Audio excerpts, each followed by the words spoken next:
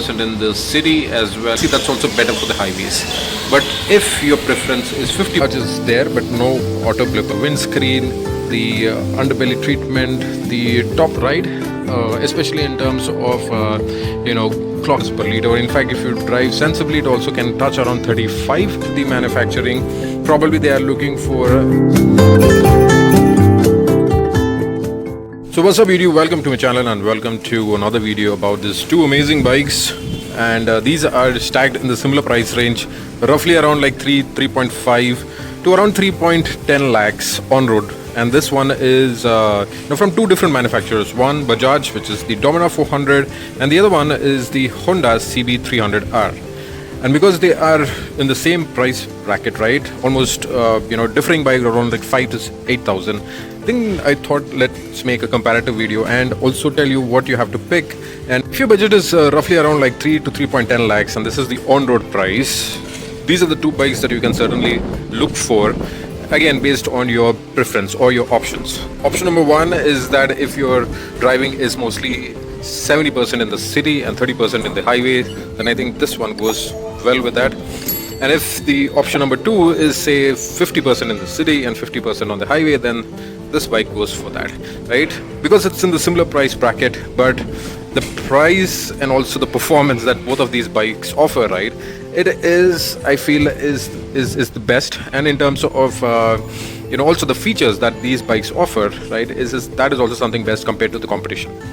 I did a separate comparative videos or in fact complete walk around videos and also pros and cons in the in my channel, and also I will link it in the playlist, so do check it out. Most of the response got on this vehicle because it is the most desired in the city, and especially if you're staying in Bangalore, then I think this is something which most of them they preferred, and also I got many comments on this particular vehicle. But the Dominar is also a highway tourer and an all-rounder. And this also garnered a lot of interest because of its price, performance and features.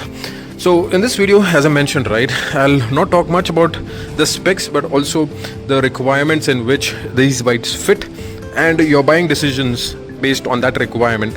Like I said, city as well as highway, and also the features, a little bit about it. So talking about the features, I think the most important ones, and these are certain things which makes these bikes stand apart, and only those features I'm going to highlight. First things is the USD forks. Both are from Endurance. Yes, this one doesn't come from Showa, this is from Endurance. But the only difference is that this is color coded. This is in a nice golden color, but that one from the Dominar is the silver color one, and both are the chunky 43mm upside down forks. In terms of brakes, this one gets pedal and that one gets the regular disc brake, but both come with dual channel ABS. This is from Nissan and that one is from Bybrake. In terms of stopping power, both do an adequate job, but this one, because of its nimble nature and lightweight, stops better.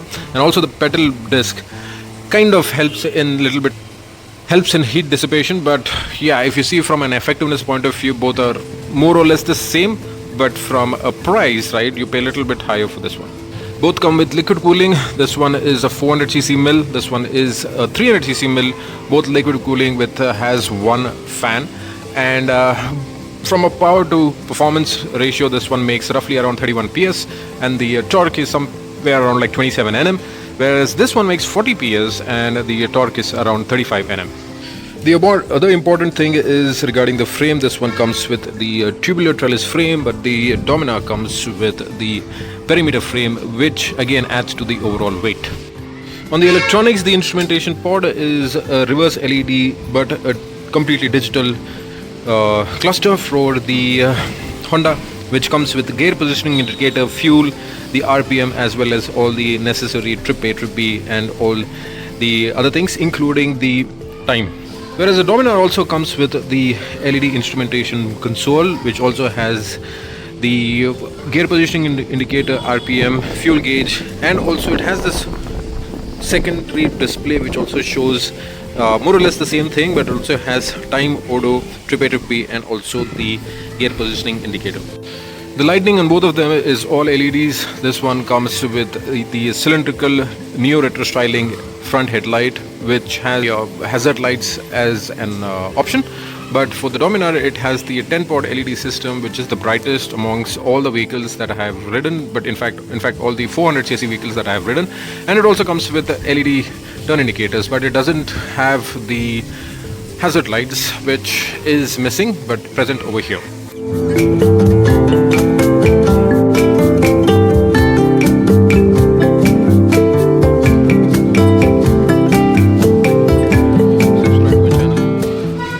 On the styling front, this is a neo cafe styling or a neo retro styling, and this one is more from a city use. In fact, the highway purpose or highway touring purpose of this vehicle is limited in terms of the wind blast and things like that. And but from a city point of view, right, this has the right curves, right dimensions in terms of the Neo Cafe Racer and a proper city bike. But the Dominar is a whole different vehicle. This is a tourer built for the long highways, and it also has this added accessories like the windscreen, the guard, and also the underbelly exhaust. So all these things is something which makes it more touring friendly, but less of a city driven vehicle because it is not nimble, but it is more planted on the highways. Adding to that is the weight, and one of the biggest things from weight is the weight savings that this bike has been engineered with. Like for example, this frame, right? This is a trellis tubular frame, and wherever you see, right, there's is a lot of weight reductions. So even at the handle mount, right, there's a cutout and there's a weight saving over here. The trellis frame itself is a weight saving. There's no under tubing which holds the engine, so there's a weight saving. The spokes are designed in such a way that there is a weight saving over here. So from weight point of view, this checks all the right boxes. Whereas this one is more derived for touring and for long haul stability, and in fact you can have great stability on this vehicle because of the perimeter frame, and everything over here is more designed in terms of having better stability. 143 kgs, 190 plus kgs. So that's where you can see that there's a lot of difference, and hence the power to performance ratio, right, or the power to weight ratio over here is much more better, and it is more nimble and manageable in the city.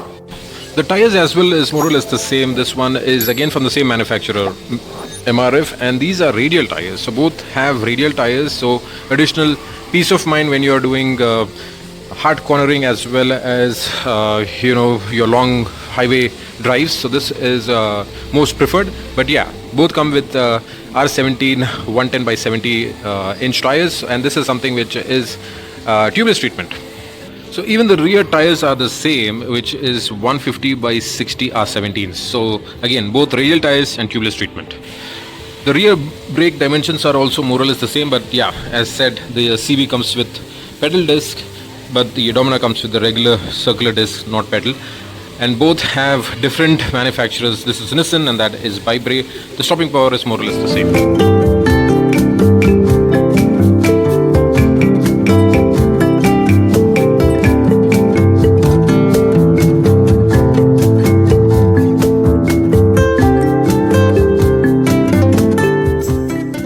So now coming to the decision, right? What do you have to pick?